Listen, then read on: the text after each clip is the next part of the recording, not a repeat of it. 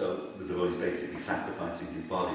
Now, of course, we know there are examples in Bhagavatam where that type of thing has happened and can be done, but at the same time we also know that, it's not going to happen. It can't be done in the present context like that. And it was interesting, Prabhupada's response was interesting. He essentially, Bhakti Kumar said he just sort of dismissed it. First off, we know it's totally impractical, it can't be done. It's also very sentimental like that. And Prabhupada just dismissed it. He said, that's not important.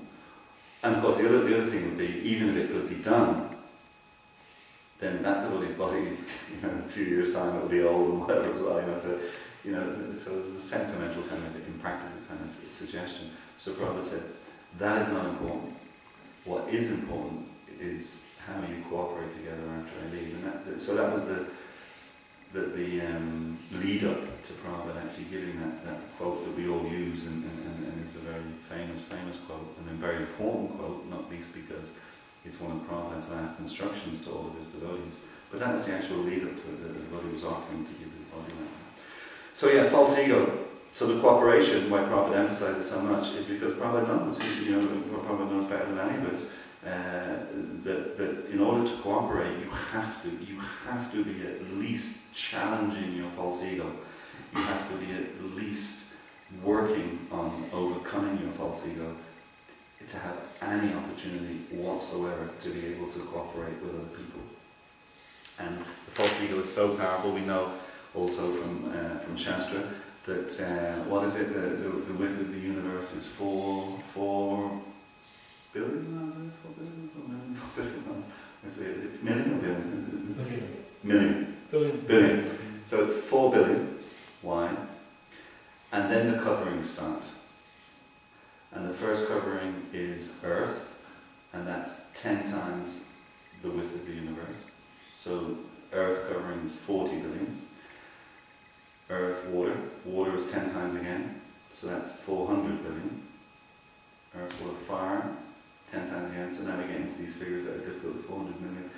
So that's 4 billion then, the Earth, water, fire is we've just done billions, into whatever we're into. So 10 times, 10 times, 10 times, 10 times. So what are we? We've five gross elements, 3 subtle elements. So you have 8 of them altogether. So the 4 billion that you're starting with is multiplied by 10, by 10, by 10, by 10, by 10, by 10, by 10. And that last one, does anyone have the figure? Do we know, does anyone have the figure? What the thickness of the false ego covering is? It's extraordinary. We're into, I don't know what we're into. What's after trillions? What comes after trillions? Do they do something? Huh? Quadrillions. They have that. They have that thing. So we're into sort of whatever, we're into quadrillions, whatever it is. But try to understand, that's on top of us, that's covering us. It's billions of thick miles of earth, and 10 times out of water, fire, air, ether, mind, and time, and then this false ego is just the thickest of all. How to overcome it?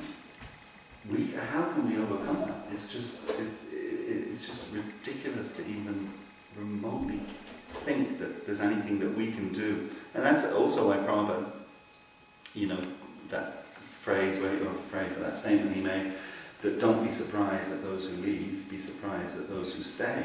Because actually, it's, a real challenge. Now, of course, it's simultaneously one and different. And I'm emphasizing so as that we at least realize, that we, on our own strength and our own power, there's nothing we can do to overcome false ego. At the same time, you surrender to Krishna, you chant the Hare Krishna Maha Mantra.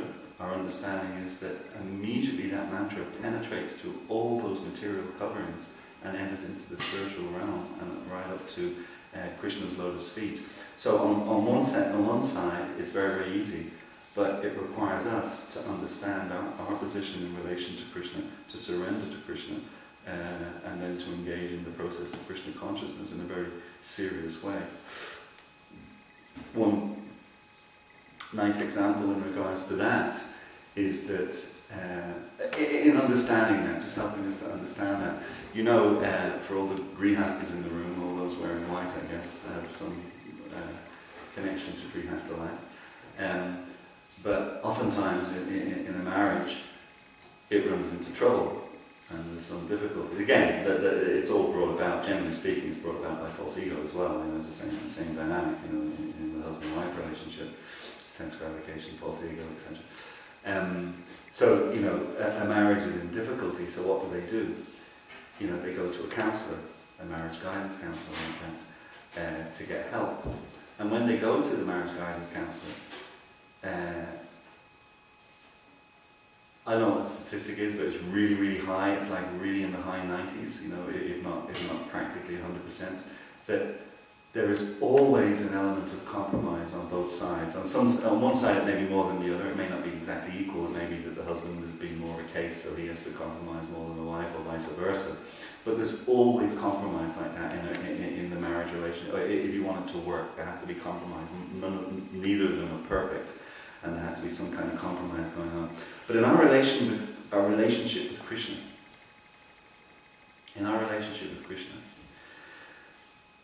there's no question of going to a counsellor about it. If you're in difficulty with your relationship with Krishna, you know, the fact that we have to surrender, and you know, we're always